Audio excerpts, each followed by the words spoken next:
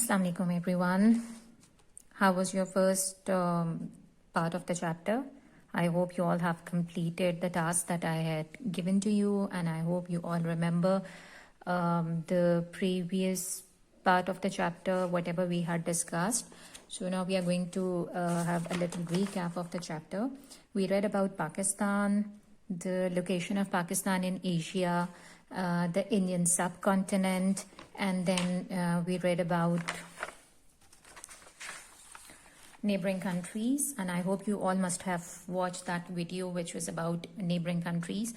And then South Asian countries, we read about it, and the names of the South Asian countries, I hope you all remember them: Bangladesh, Bhutan, India, Maldives, Nepal, Pakistan, and Sri Lanka.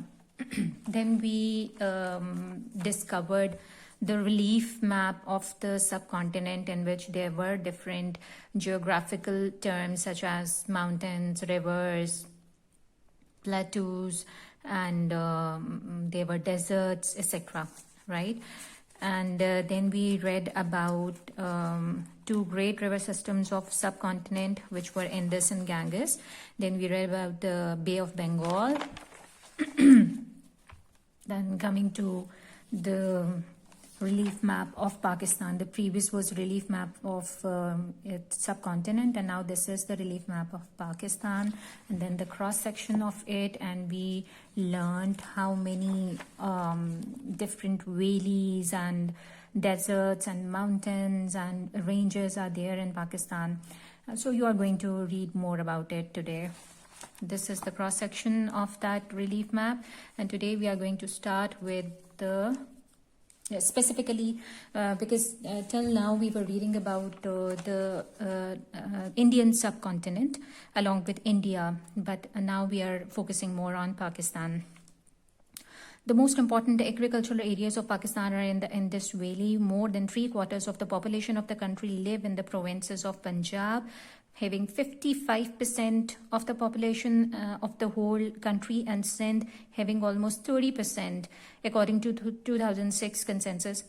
As you all know that in Punjab and in Sindh, they are the most highly populated provinces of Pakistan, though if we go according to size, Balochistan is the biggest province according to size, but there are very few people living there. The population is very less, and the reason being that most of it is a mountainous area, as we have discovered here in the relief map, that most of Balochistan is actually their rocky and hilly mountains, and those mountains are not covered, they are not green, they are rocky mountains, most of them. So we have a lot of minerals there, but the life there is very difficult, where the weather is also extreme. That is why we have less population in Balochistan. But see this area, this is Punjab, and here it's Sindh. So why this all is, most of it is green? It shows that there is a lot of agriculture going on in this area, and because most of our rivers are located in this area, that is why they are green, and they are very good for agriculture. That's what they are telling us here. This is the reason why these are most heavily populated areas, Punjab and Sindh. Almost 80% of this region is irrigated by a well-developed canal system that uses water from the Indus, from River Indus and its tributaries. Okay, River Indus is the main river system we are having, and its tributaries, they go in several cities, and that is why farmers are able to irrigate their crops in Punjab and Sindh. This area has always been very fertile, producing the bulk of agricultural produce in Pakistan. This is the reason why we are getting all the agricultural products, 80% of all the agricultural products of our countries from this area, because it is well irrigated by the river system that is going on from there, and that is why the occupation of most of the villagers there is farming. Now on the next page, it's geographical terms. What are geographical terms? In your previous classes, you must have read about different kinds of landforms, and you all know what landforms are. They are actually different shapes of the land. For example, there are mountains, hills, plateaus, plains, deserts, lakes, rivers, etc. So here they have given us a very brief introduction of all these geographical terms and what are their shapes, physically how do they look like, so that you can have a very clear idea of how your country has been divided into different kinds of landforms and what do we use these landforms for. Okay, starting with this, these are some terms that you will read about in geography. They describe the physical features found on Earth, all right? Mountains, these are the highest lands. This is the highest form of landforms, all right? There is no fixed height at which a hill becomes a mountain, but mountains are usually about 2,000 to 3,000 meters. This is the normal or average height of a mountain. There is no specific height at which we'll say that a little hill has turned into a mountain, but most of the time the average height that a mountain has is it is 2,000 to 3,000 meters. Now, what is hill? We are going to read about hill here.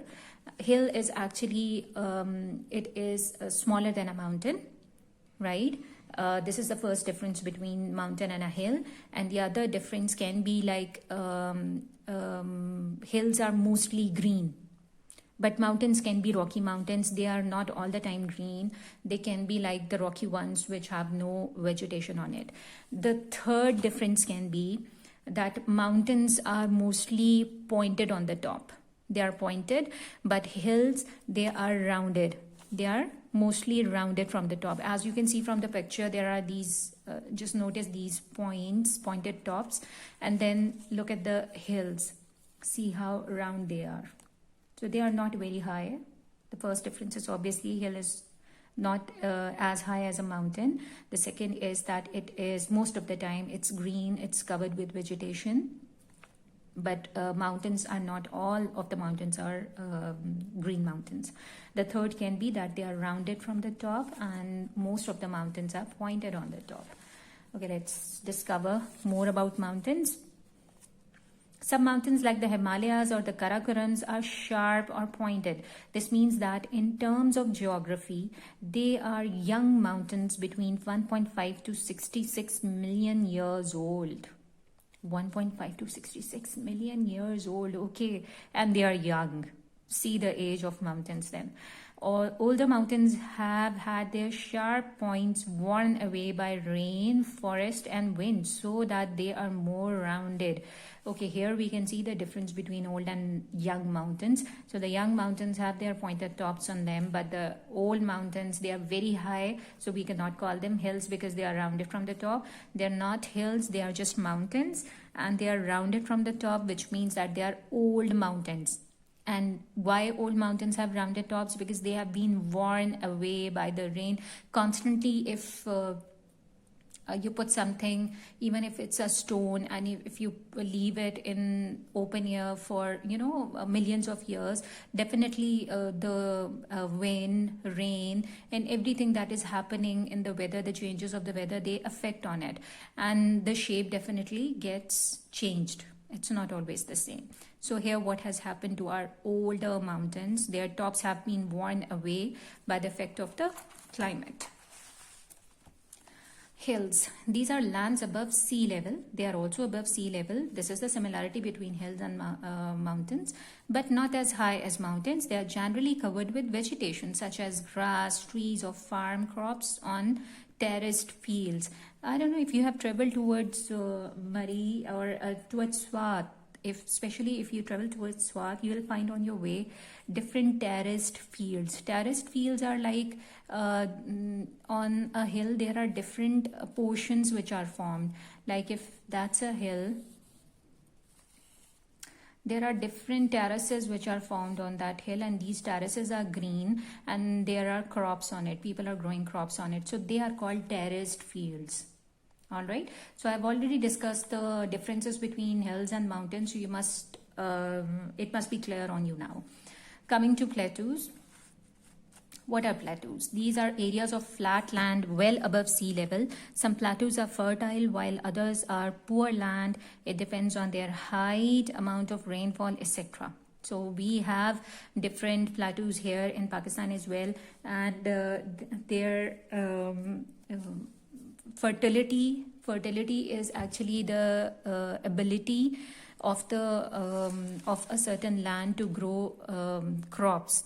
So their fertility depends on different factors, which is their height from above the sea level and the amount of rainfall they receive. If they receive a good amount of rainfall, definitely they are going to be green. All right. After this, here comes plains. These are areas of flat land at lower levels. Some are at sea level or slightly higher. These plains are important as this is where most farming takes place. So this is the plain, and plain is actually that area where most of the farming takes place. And why? Because it is, if the plain is near to a river, then definitely it's going to be very fertile. And this is the reason why Indus Valley, that is Indus Valley is the biggest plain we have, and this is the reason why it is very fertile, because it's near to the river, and it is very important regarding farming. The next one is deserts. You all know about deserts. You must have read about it. You must have heard about it. You must have seen them in movies. Obviously, you haven't been to any desert before, but you must have seen them in movies. These are areas where nothing or only tough plants can grow. There are hot deserts where the temperature is very high during the day. Now, there are two types of deserts. One is hot desert and the other is cold desert. So carefully learn about both of them, the difference, why they are called hot and why they are called cold. There are hot deserts where the temperature is very high during the day. There is very little or no water, or else the soil is too poor for anything to grow.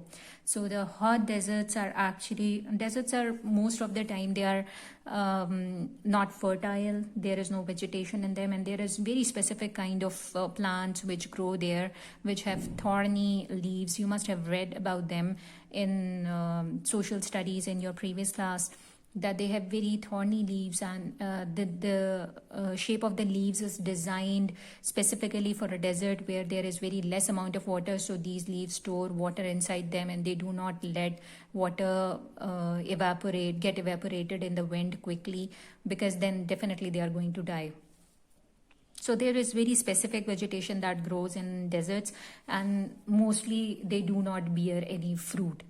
So that is why, and specifically in hot deserts, because the temperature is very high, so and the water is very less, and the rainfall is obviously not as much as it's in the plains or in other areas. That is why the vegetation is very, very poor. There are also cold deserts called tundra, where the climate is too cold for vegetation. Now, in tundra deserts, the climate is too cold for vegetation. In hot deserts, the climate is too high for vegetation. These can be found on high mountain tops or in polar regions. Even in polar regions, you can have deserts, no? You're surprised to hear that? I was really surprised that in polar regions, even where there is a lot of snowfall and everything, on high mountain tops, we can find them, the cold deserts. And why there is no vegetation there? It's because of the very, very high, very, very low temperature. All right. So now let's come to lakes. These are inland seas completely surrounded by land. Lakes can have either fresh or salt water. It is very easy, and you must have been to lakes if you have traveled towards Swat or Kagan or Naran valleys. They have a lot of lakes where this is actually water which is surrounded by mountains or land. That is called a lake. So we have a lot of lakes here in Pakistan. Then rivers. Rivers, you must have been familiar with the rivers, and you must have seen one. If you have traveled towards Lahore, you must have crossed the Ravi River. Then if you have traveled towards KPK, then you must have seen the Kabul River, and there are so many other rivers. This is flowing or moving water. These can be tiny streams or mighty rivers. These can be tiny streams or mighty rivers, many kilometers wide. The water in rivers is fresh except for a short distance where they enter the sea. Why the water in rivers is fresh? Because it's flowing. So flowing water is always okay. It's okay for drinking, and it's always fresh. It's because it's flowing, so the germs cannot, they stay at one place, and most of the germs stay in stagnant water where the water is standing and there is no way out. So it's standing there. So that water can be polluted, but in rivers, the water is very fresh. It's because it is flowing all the time. And it has many tributaries. It can have many tributaries. Tributaries are actually, if you can see this, if this is a river flowing, it can divide into different branches, and these branches are called tributaries of the river. Then here comes estuary. This is where important rivers widen as they enter the sea. Estuaries can make good harbors for ships. See the shape it has? Like this is the river which is coming here, and slowly and gradually it is widened, and now the face is too open, and now from here it drops into the sea. So the place which is formed here, this land, it is called estuary. And why do they make good harbors for ships? Because ships travel in seas and oceans. So when they come, they stop here somewhere. So they make good harbors. That is why they make good harbors, because ships can easily land here, they can easily come, and they can easily depart from these sides. Delta. Sometimes when a river enters the sea, it breaks into many small rivers or channels in a V shape. The land here can be very fertile because of the mud brought down by the river, but it is also very liable to flooding. What is delta now? You can easily see from this shape. Sometimes when a river enters the sea, sometimes when it enters the sea, it breaks into many small rivers or channels in a V shape. You can see this is almost a V shape, and it has been divided into many rivers, many small branches, and these have lands inside. These are small pieces of lands. The land here can be very fertile because of the mud brought down by the river. Now because river flows from so many areas, it brings down the mud that comes in its way, and that mud gets collected here. Why? Because there is, when the river flows, when the water flows from here, because this mass of land comes in the way, the mud that it has, it gets stuck here. And that mud is obviously very fertile because it has come from such different areas. So this area can be very fertile. Deltas can be very fertile. But it is also very liable to flooding. But it is also not very safe. This area is not very safe for living. Why? Because flood can come anytime. When there is a lot of rain, obviously the rivers get over flooded, and water is overflown, so they can easily be flooded with water, these areas. So they are not very safe for living, but they are good for vegetation. So now with this our chapter ends, and now I have another map here which I want to show you, and it's about different landforms that are here in Pakistan. So starting from here, you can see the mountains, Hindu Kush mountains, Karakoram, and Himalaya mountains, right? Then we have this Safed Ko here, and then we have this Toba Kakar range, and these were all mentioned in your cross-sectional area. And then there is Kirthar range here, then there is Suleiman range here. So there are so many mountainous regions here in Pakistan. And now coming to plateaus. See, do we have any plateau here? Yes, Potwar Plateau. This is Potwar Plateau. And then we have another plateau here, Balochistan Plateau. All right, so we have examples of plateaus as well. Coming to rivers, see these blue lines represent rivers. So we have so many rivers. Kabul River, which is coming from Afghanistan. Then this is Indus River. Then here it is divided into different branches. See, Jehlam, Chenab, Ravi, Sutlej. These are the 4 rivers which are here in Punjab area. And this is why Punjab is very fertile, because it has all the river systems in it. And see now the Indus River, it's traveling, and it's now merging into Arabian Sea. So these are our river systems. Then we have deserts. See the deserts. Thal Desert. Then we have Haran Desert here in Balochistan. And this is Cholistan Desert. This is Punjab area. Then we have Thar Desert in Sindh. So we have so many deserts. This was Thal Desert. Cholistan and Thal, they both are in Punjab, and Thar Desert is in Sindh. Kharan Desert is in Balochistan. In KPK, we don't have any desert at all. And in Himalaya, and why? Because we have all the mountainous regions here. So here they have shown you different landforms. You'll have a very clear idea in Pakistan how many landforms do we have and where are they located. So coming back to our short question answers, as per our custom, you are supposed to answer them very briefly in just 2 to 3 lines at the most. Where does most of the Pakistan's agriculture take place? The answer of this question, definitely it lies here somewhere, and you have to find it out. I had explained it very clearly to you that most of the agriculture of Pakistan, in which provinces it is taking place and what is the reason why. How does this area get irrigated? We are talking about this area which has the most of the agriculture in it. So you have to give the reason, you have to give the source from where this area gets irrigated, from where it is getting water. Actually, irrigation means, right? Write 2 differences between a hill and a mountain, and I have already told you 3 differences. So you can go back to the portion of the video where I was telling you about the differences between a mountain and a hill. So you can write any 2 of them. Why do we call some mountains young or old? Why do we call them young or old? I told you about them as well. The younger mountains have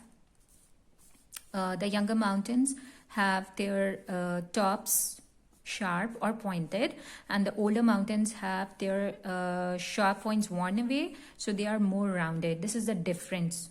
And that is why they are called old and they are called young, and this is about their age as well.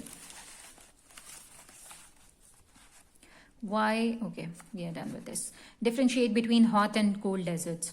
So I told you about hot and cold deserts as well. What is the difference between them? Why hot deserts are called hot deserts? Because the temperature is very high during the day. The cold ones, that is why there is no vegetation here. And the cold ones are called cold because the climate is too cold for vegetation. That is why they are called cold. And the differences between their location as well. The hot deserts are located like on the same, not higher than sea level, but cold deserts can be located on the high mountain tops or polar regions.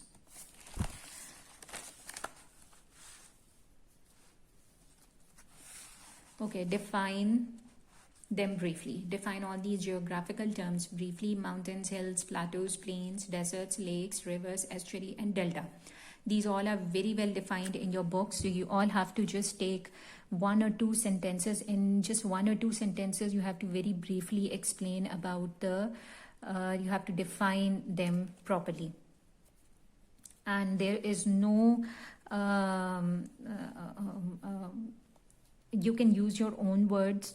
I'm not asking you to copy the sentences as it is from the book. So if you want to summarize 2 to 3 sentences into just 1 sentence, that is totally okay. Give 2 examples of each of the above geographical terms from Pakistan. So I have shown you the map, and in that map you had a lot of examples of mountains, plateaus, plain, deserts, rivers, right? As for hills, estuary, delta, and lakes are concerned, you can find the answers from Google. They are very easy. There is one more question that I want you to search from Google. Name any 2 countries where there is large Muslim population but they are not Islamic countries.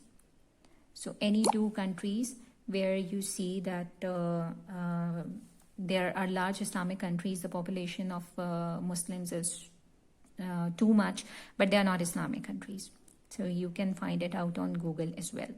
So with this, our chapter ends, and I hope you all must have understood all the concepts very well. And I hope you all must have done with your question answers when you'll come back. Thank you very much. The short question answers of remaining portion of this chapter. These are 5. I hope you can see them clearly and you can copy them from here. And these are This is the sixth question. All these geographical terms are in your book. This is seventh and eighth. I hope they all are clear on you now.